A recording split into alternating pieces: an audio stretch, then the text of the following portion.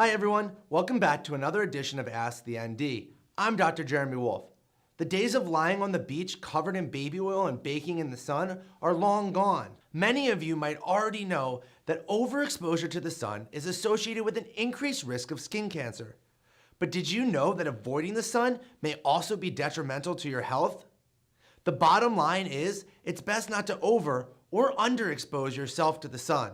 In this episode of Ask the ND, I'm going to discuss the different type of sunscreens, how they work, ingredients to avoid, and what to look for when shopping for a sunscreen. There are two different types of sunscreen.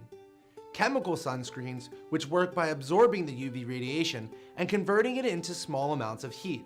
These products tend to contain toxic chemicals, which have side effects. Inorganic sunscreens, also called physical sunscreens, tend to minimize chemical content and use other mineral ingredients like zinc oxide or titanium dioxide. These products work by reflecting the UV radiation instead of absorbing it. UVA and UVB are two types of UV light that can harm your skin. UVA rays penetrate the skin on a much deeper level and commonly attribute to changes associated with aging, such as wrinkling, leathering, and sagging. UVB rays are the causative agent behind sunburns and tend to damage the skin's more superficial layers. New research in the past decade has shown that both UVA and UVB rays are behind the increasing rise in skin cancer rates. Protecting your skin from UV damage and sunburn is always important, and sunscreens are just one of the ways in which you can do this. However, some common sunscreens may contain ingredients harmful to your health. Let's take a closer look at some of the common chemicals to avoid in your sunscreens. Here's the rundown. Oxybenzone is a toxic chemical that absorbs ultraviolet rays from the sun. It easily penetrates the skin and acts like estrogen in the body. When absorbed by the skin, oxybenzone may trigger allergic reactions. Some studies have found it can alter sperm count in animals and may be associated with endometriosis in women. Vitamin A, when taken as a supplement or used in night creams, doesn't seem to cause as many problems. However, when applied to the skin and exposed directly to sunlight, retinol palmitate, a form of vitamin A commonly found in sunscreens, seems to speed the development of certain types of skin cancers.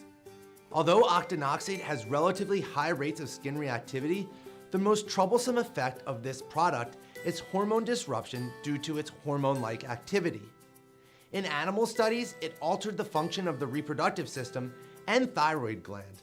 Chemically derived sunscreen oftentimes needs to get absorbed deep into our skin layers to work.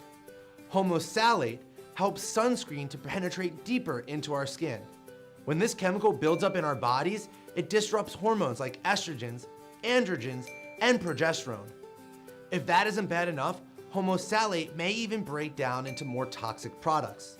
Avobenzone offers the best UVA protection out of the chemical filters and is not as toxic as the other chemicals used in sunscreens.